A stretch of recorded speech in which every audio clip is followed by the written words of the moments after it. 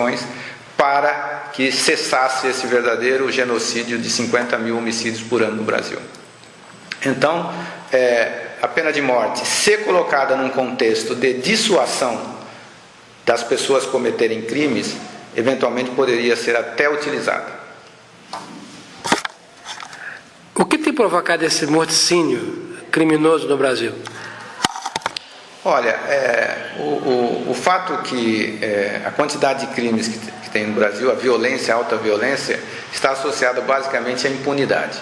Nós temos um Estado que exerce pouca autoridade, então a impunidade graça e a vida se banalizou extremamente no Brasil. Como se não se reprime ou se ataca a questão da impunidade, nós temos esse altíssimo nível de violência e mortes, consequentemente. O senhor se diz cristão. Qual a denominação cristã que o senhor milita?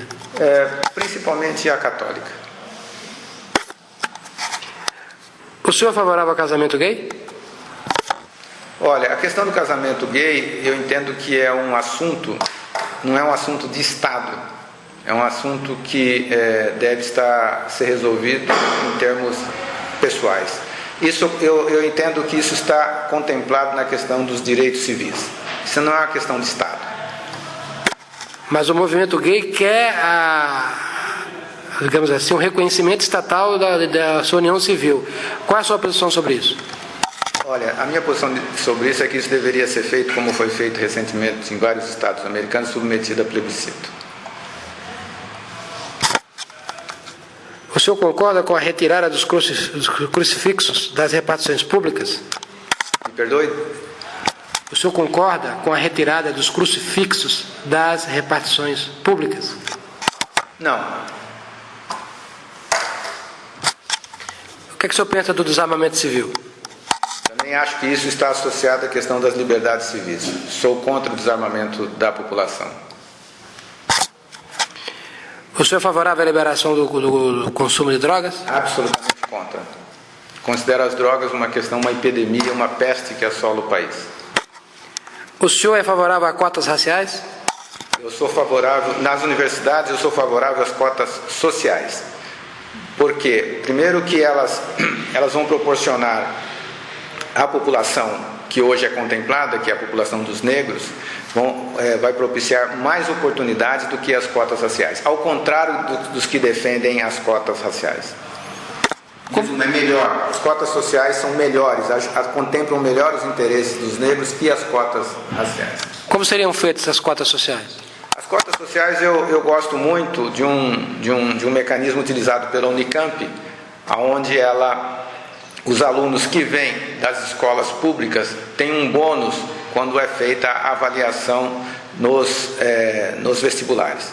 Isso também é justificado pelo seguinte: o aluno que vem de um estrato inferior da sociedade, se ele consegue ter uma pontuação quase igual a de quem veio de outros estratos, é que o potencial dele é maior.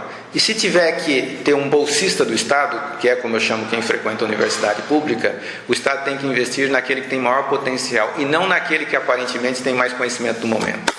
Então o senhor defende um sistema meritocrático, que eu entendo? A defesa é absoluta e constante e aguerrida do conceito de meritocracia na sociedade, por uma razão muito simples. Todos os que são tratados, sempre que se decide baseado na meritocracia, se pratica a justiça. Como é que o senhor vê o movimento negro no Brasil? O movimento negro no Brasil, ele me parece, fez um grande esforço de mobilização para o reconhecimento dos direitos dos negros terem a mesma representação política e econômica. Mas eu entendo que a forma com que ele operou não foi efetiva. Por isso, eu entendo que deve ser feita uma mudança do comportamento do movimento de forma a torná-lo mais eficaz. O que é que o senhor pensa do Bolsa Família? Olha, o Bolsa Família, como está colocado, ele tem uma característica assistencialista pura e simplesmente. No nosso projeto de governo, nós teríamos um outro programa que eu até já estabeleci o nome em princípio, de cidadania e sustentabilidade. O que quer dizer isso? ter um sistema como Bolsa Família, mas em que as pessoas ganhariam mais e trabalhariam na área de reflorestamento e meio ambiente. Com isso, ela se daria cidadania a elas, porque elas estariam trabalhando e recebendo, e ao mesmo tempo se ajudaria na questão da sustentabilidade do meio ambiente. O senhor então é contrário a uma remuneração do ócio? O senhor teria que ter contrapartida de trabalho, é isso? Eu entendo que tem que haver contrapartida do trabalho, porque a remuneração do ócio nunca deu resultado a médio e longo prazo em nenhum lugar. É diferente de proteger o vulnerável. O que o senhor pensa da reforma agrária? A reforma agrária, no meu caso, até dispensa comentários. Porque o partido que mais defendeu a reforma agrária, que é o partido atualmente no poder, ele não realizou a reforma agrária. Se quem defendia não realizou, é que parecia um falso problema, era mais uma bandeira política. O que não pode deixar, o que não pode acontecer é que hoje nós temos 90 mil famílias acampadas há mais de 4 anos, em condições insalubres, e que essas famílias tiveram suas esperanças de reforma agrária fraudadas e foram usadas como massa de manobra. Além do mais, a tendência mundial é de urbanização e não de volta ao campo. O que o senhor pensa do MST? O MST ele é uma organização de fato, mas não de direito. Todos os atos do MST que são contra a lei, invasão de propriedade, devem ser punidos sob pena de desmoralização do Estado.